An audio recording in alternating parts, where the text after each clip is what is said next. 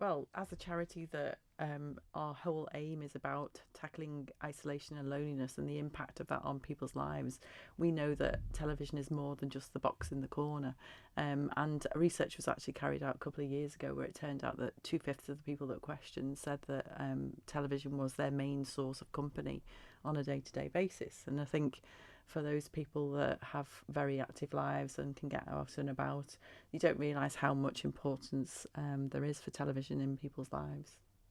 Is from what you've seen and what you hear from people that you work with, then is it something that most people, would you say, are keen to have for free? Is it a right that people should have for free, and particular of an older age? I mean, we've not specifically questioned people about it, so I mean, from a perspective of if you have something for free and then it's taken away from you and there is a potential that that cost's going to come on top of everything else that you have to pay out for at the moment, of course it's going to be of somebody's concern, and people will have to potentially make choices. Those people that aren't in the position financially that a lot of other people are in will have to consider, if it's not free to me, can I afford it, and what would I have to give up in order to be able to pay for it. So that obviously is going to be a concern to people. um, I think as well the fact that, you know, for many years people have benefited from it being free on the island. You know, it's a change, isn't it? And people don't particularly like change, and obviously that's going to be of a concern. If it was to be charged again, you mentioned the word concern. Are you concerned that it may have a mental well-being impact on people that may not be able to afford to keep it going?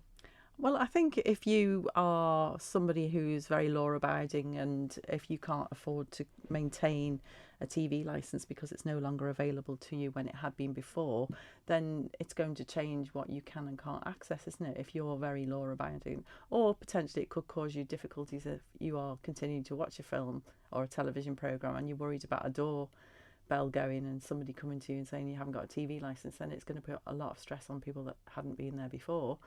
So yes, I think it is going to have some concerns. But I think, you know, the consultation is interesting from a point of view of, you know, looking at parity with what's going on in the UK. And you know, the consultation is asking as to whether people think that the Isle of Man should be in parity with the situation in the UK, but it always leaves that question open to whether the government should step in and take over the role of paying for licenses outside of the benefit system. And that's a decision that's going to have to be made quite quickly, I think. Do you see a benefit in this consultation? If you want my opinion from a personal position, the paper that I've looked at looks like there's some decision potentially that's been made already, because it talks about looking to go to parity with the UK. But it does obviously cover a consultation period, so it allows people to put other views to the BBC to consider, and that will have to be done because that's why they've put out the consultation process. But yeah, if you said to me, looking at it with the bare bones, has a decision been made, you could question whether it had or whether it hadn't. Going back to this idea that the television isn't just a box in the corner, as you say, it is that lifeline. Have you got some perhaps examples of how important it has been in a person's ability to stay active, even mentally as well as physically? So, if you look at the period that we've just gone through in terms of the pandemic, and I think we've talked about this previously, we did a questionnaire with our members about whether they had access to things like the internet before, when the pandemic first came, because that's where a lot of the information that was being provided was coming from and people were being referred to. But 75% of the people that we questioned at the start didn't have access to data, so therefore they didn't have access to, as one of our members put, www this and www that. So really the television and the radio has been their main source of comfort or information. Now, the changes since the limitations have been lifted on the island, we've asked the question again, have you now gone to get access to the internet, and do you want to get access to the internet? And still a lot of people are saying no, actually we don't. So the television and radio will still provide that level of information that we, or younger people, find that we can get access to from various other means, the television is still very important to a lot of older people. And of course, whilst we have our radio stations on the Isle of Man, Yes. like ourselves, BBC TV licence also covers the BBC output on the radio as well. Yeah. So presumably, some of the older people will be listening to things like Radio 4, Radio 2, BBC. Yeah, I'm watching UK national news, of course.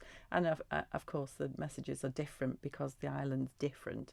But still, it's a source of information for a lot of people. And company. And company. Yeah. Is there anything else you wanted to add?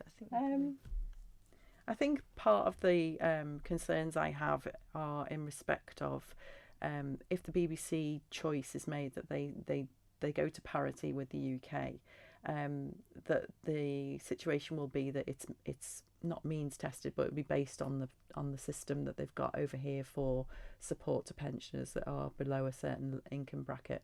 But I think potentially you've got that option of there's a number of people that may not be claiming that might be entitled to a claim, because there is still always the stigma still for people about claiming benefits of some sort. So people that may potentially be entitled to licence fees being paid for them may not get it because they have never accessed the support systems that they might have wanted to do in the past. Is that the kind of advice you try to give to your members? I think you need to be aware of the things that are available to you, but ultimately it's down to your own personal choice.